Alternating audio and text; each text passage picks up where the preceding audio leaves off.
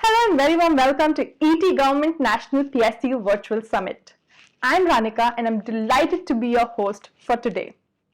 Public sector unit plays an important role in the process of nation building through their contribution to various aspects of economic growth.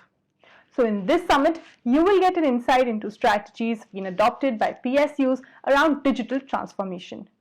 You will get in-depth look at the technology implementation across state and central PSUs.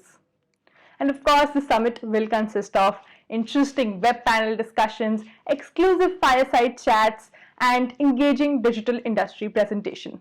So stay with us throughout to know about this industry.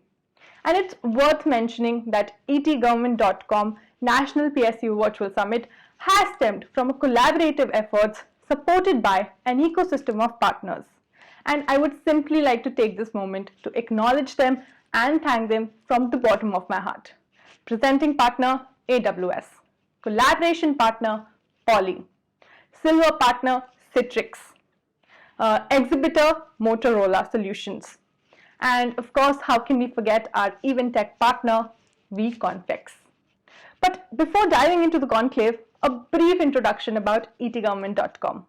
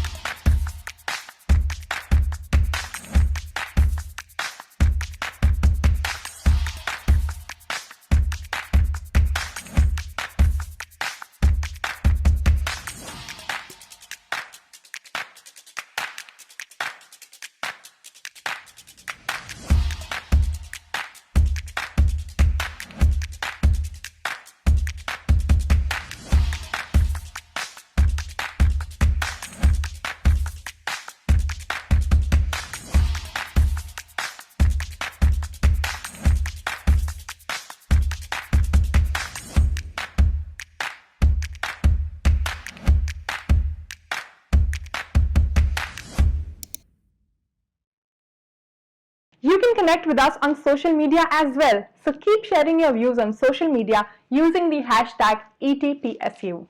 And now I would like to invite Senior Special Correspondent etgovernment.com, Mohammad Ujale, to kickstart this summit. Over to you, Ujale.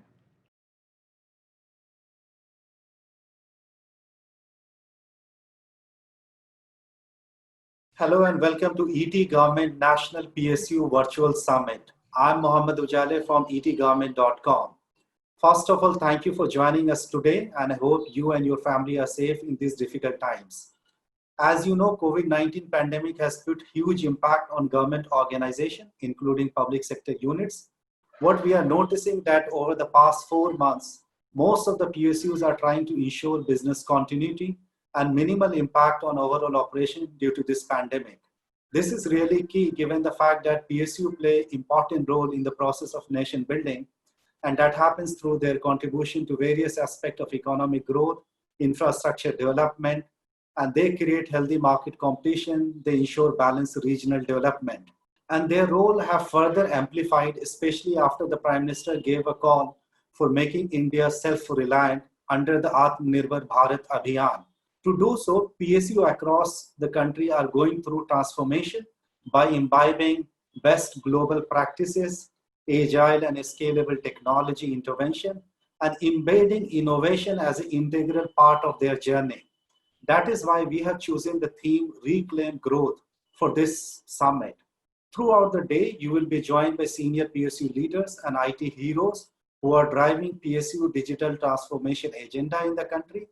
We have lined up special addresses and panel discussion focused on digital transformation, Atmanirbhar Bharat, innovation, cybersecurity. More than top 10 PSU CMD will share their views as to how they are mitigating the challenge of COVID-19 and what innovation they are working on. To make the entire conference engaging, we have a special booth for you where you can interact with technology experts, ask your questions, win exciting prizes. We also have help center. Feel free to use for any assistance you need. We look forward to your active participation. Make most of the entire platform, and please do share your feedback. I once again welcome you to ET Government National PSU Virtual Summit. Thank you so much. Thank you, Ujale, for putting everything in perspective for us. The conclave will deliberate on the current issues confronting the PSU vertical. So it is imperative to talk about PSU and how they can play an important role in making Atmanirbhar Bharat and how we can utilize the powers of India's software and IT power.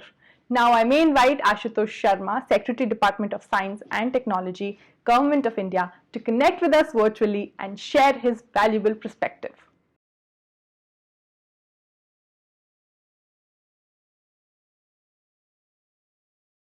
Good morning, good afternoon, namaskar to everybody. I'm very happy that we are discussing the role of PSUs in building a new Bharat and Atmanirbhar Bharat. Indeed, PSUs are the backbone.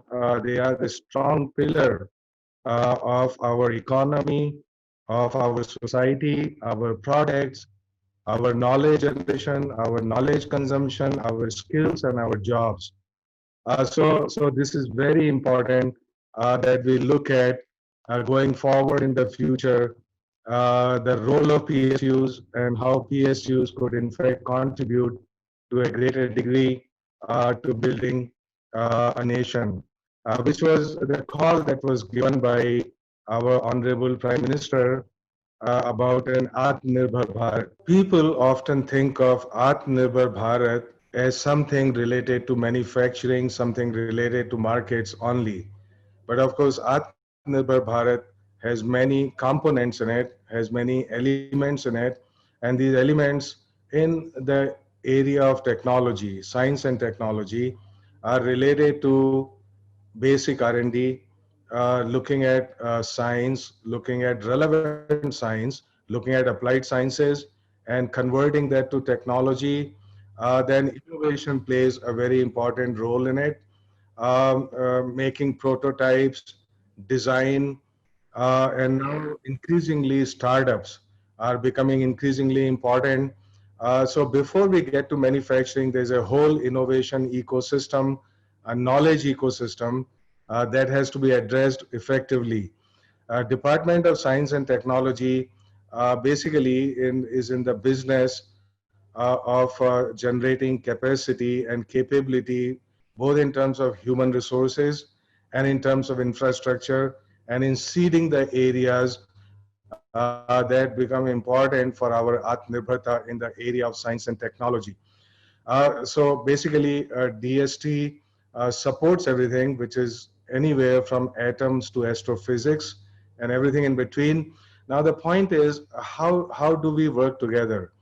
So you see that if we look at our knowledge creation systems like IITs, universities, R&D labs, all of them have very deep strengths. They cover many different areas of knowledge. How do we know that they have deep strengths? Well, if you look at some indicator, like the number of scientific publications every year, India is number 3 or number 4 in the world. What that indicates is the intensity of activity for knowledge creation.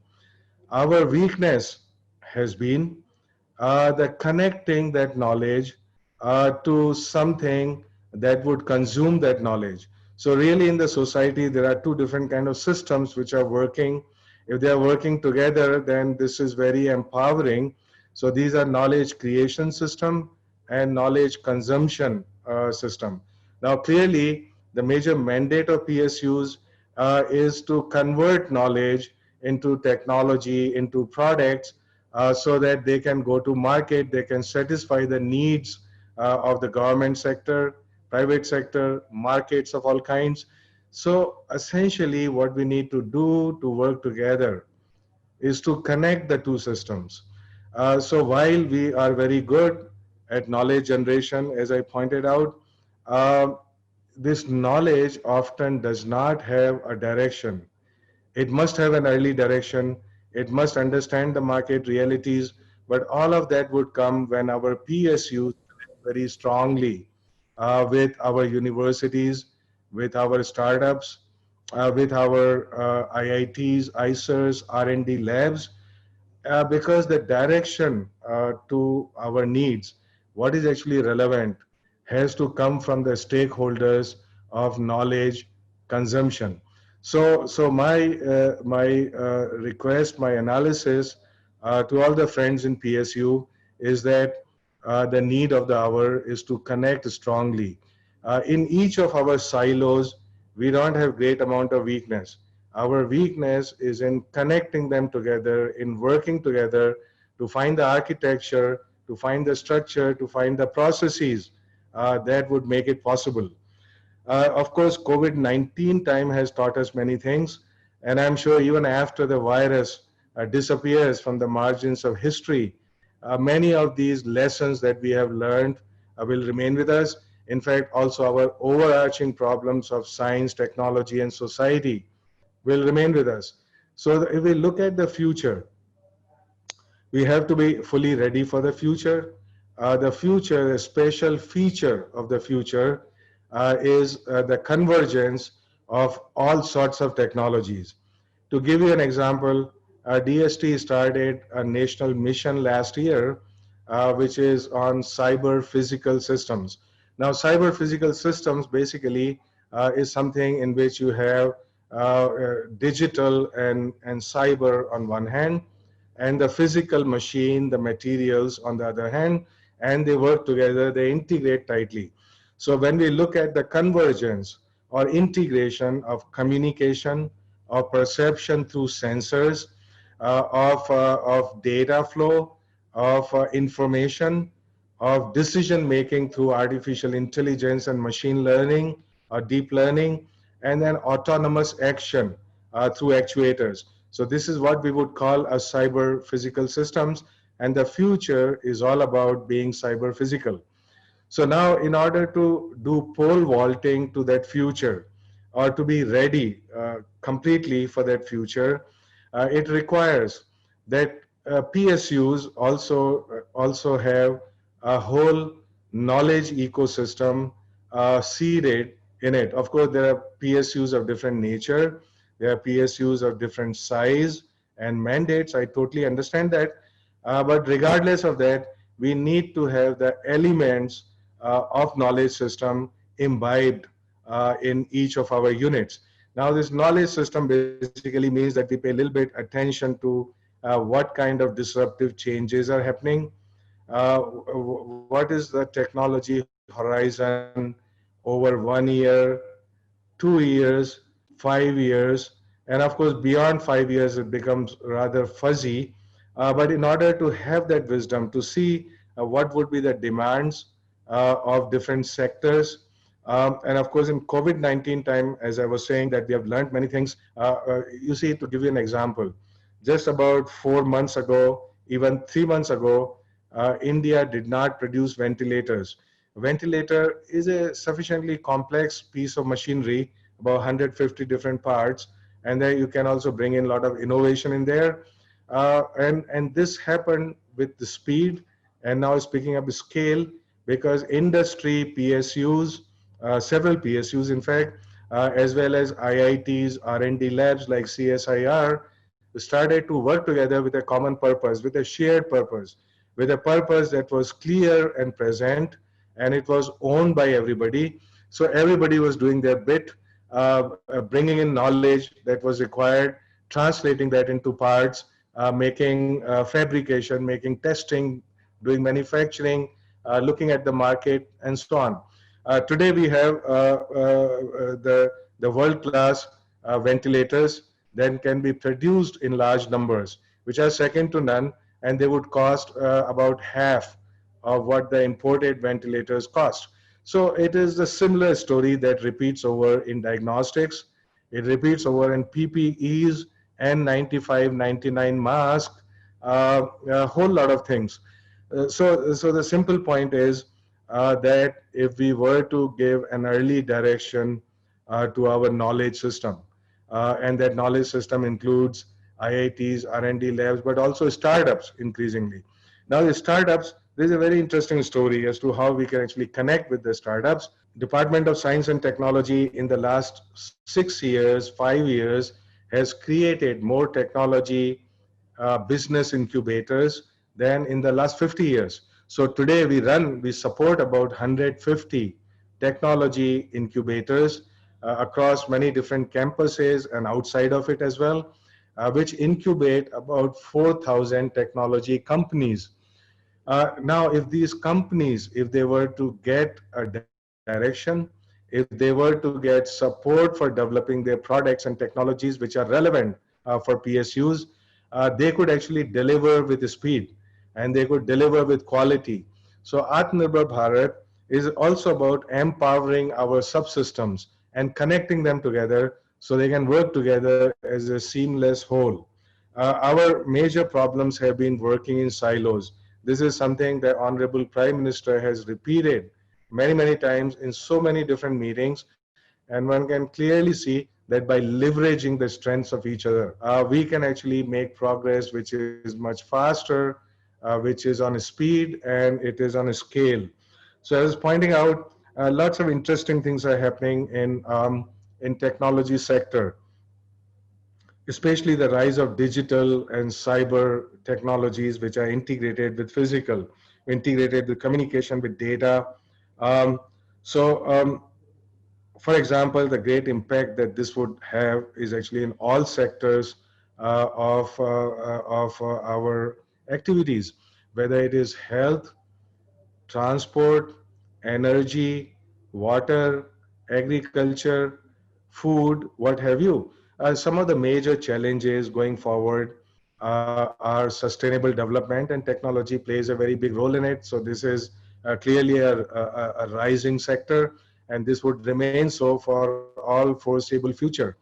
All the digital technologies that go into Industry 4.0, for example, we're already working with railways, and their modern coach factory at Raebareli is refurbishing in Industry 4.0 mode, which basically means that machines talk to each other, they communicate with each other, they figure out what the needs are. There's also self-diagnostics and have everything running as needed.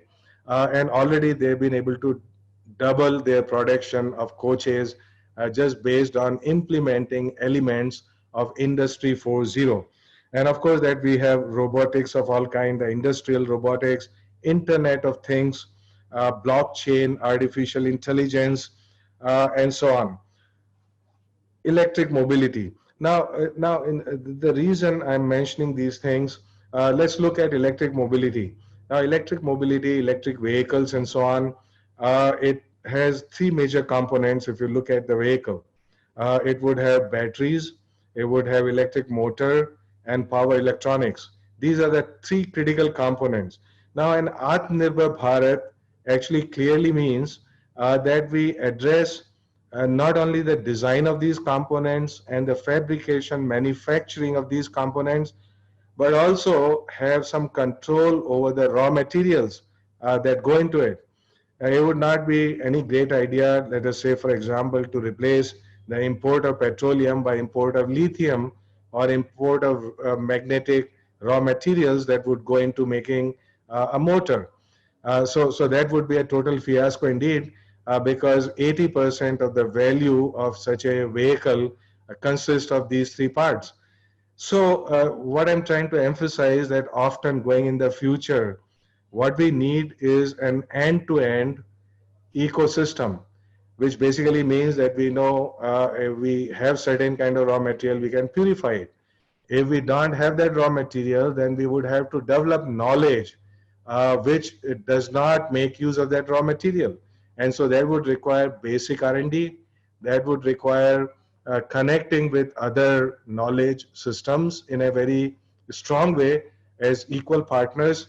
And so to give you an example, the Cyber Physical Systems mission, which is worth 4,000 crores, we started last year, as well as another mission which is coming up in electric mobility and vehicles, as well as another mission which is coming up in quantum technologies worth about 8,000 crores.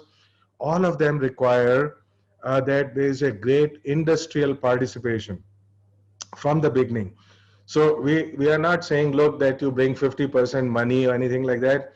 We are saying, look, depending on the risk, if the risk is higher in the beginning, one brings in less resources from industry and similarly even from PSUs.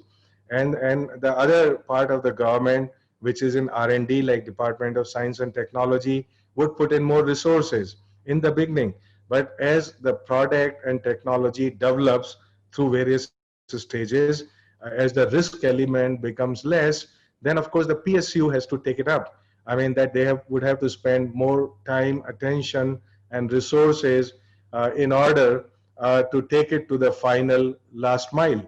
So there are processes in place now in all of these missions which allow PSUs, industry, MSME to all work together to become equal partners, to bring their problems for solutions there. And so all of that is going to empower greater interactions among ourselves. Connecting, I also want to tell you very quickly that there is a new science, technology, and innovation policy in the offing in 2020. So we have been consulting all stakeholders of science, technology, and innovation for it, very large number. And this point comes up time and again, saying that, look, what we need are the structures and processes for connecting different stakeholders of science and technology. So that there's a win-win situation, that everybody is comfortable with it, that they are not into blame game anymore, and that they bring their needs, they bring their insights, they bring their resources in order to be able to solve all these problems. Now, oftentimes, small companies, maybe smaller PSUs, they may require greater infusion of knowledge coming from outside, as well as specialized equipment, specialized human resources, and so on. Not everybody would like to set up a high-end for 50 crores transmission electron microscope of some kind or other, especially if they're casual users. So one needs help with knowledge, with infrastructure, with human resources, and with interpretation of this knowledge in the context of your business. Department of Science and Technology is totally committed to this need. To give you another example, we are setting up these centers called Sathi. Sathi, it basically means sophisticated analytical instrument and help centers. Each one of this is worth about 150 crores, and we have set up the first three, and there are going to be 15 more of these centers across the country. The whole point is that only 20% of their time and resources would be dedicated to academia and to government R&D labs. But 80% of that time and the knowledge resources and the human resources and consultants are available for MSMEs, for startups, for PSUs, for industry. So wherever we can find these resources which are professionally managed with very small fee, which are doing transparently their business of helping industry. So all of that would make it possible to, with the ease of doing business, to connect with these centers and leverage all the resources that they offer. So I request, I totally welcome that PSUs that explore these possibilities to get integrated in the national missions, which are actually end-to-end, which are seamless. So the national missions and Sathi centers that I'm talking about are not limited only to basic R&D. They have in them the basic R&D. They also look at technology development, technology translation. They also create human resources which are required in that area at different levels. They also have incubators and startups attached with them. They also have, in fact, a research park. Research park is another interesting entity. So some of you might be aware of research park in IIT Chennai in Madras. It is basically a front end of technology coming from academic institutes that connects with the industry, or it connects with the last mile. So in fact, this is a space for the industry. So in the research part, more and more PSUs could set up a little business unit there. And so what it does basically, it leverages all the resources that become available coming from R&D labs, coming from academia. What I want to convey essentially is that there are a lot of energy out there in connecting with PSUs, in co-developing technologies, in co-solving problems, and be an equal participant in this very exciting process which is happening.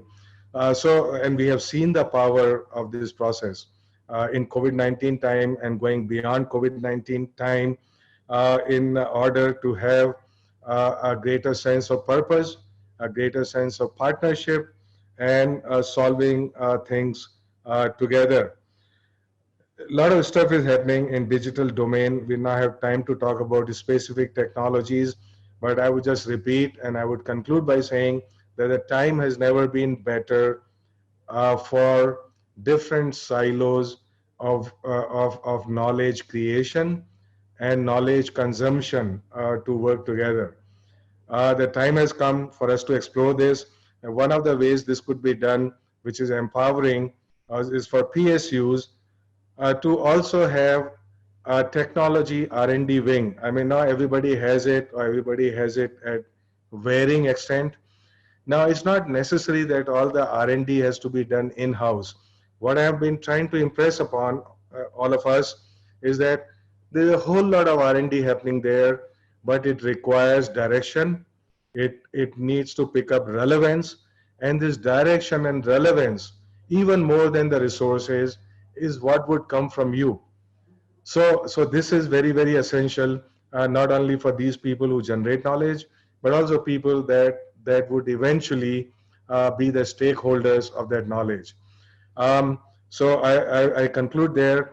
It's a great thing that we are brainstorming together. Please let me know any ideas that you may think of as to how we should work together with greater speed, with greater scale, with all the positivity and all the structures and mechanisms which are required for it. Thank you very much. The Indian PSU landscape has certainly evolved dramatically. Thank you for those insights, sir. So do browse the agenda. We have an exciting lineup for you ahead. And thank you for joining us. Join us on the other side.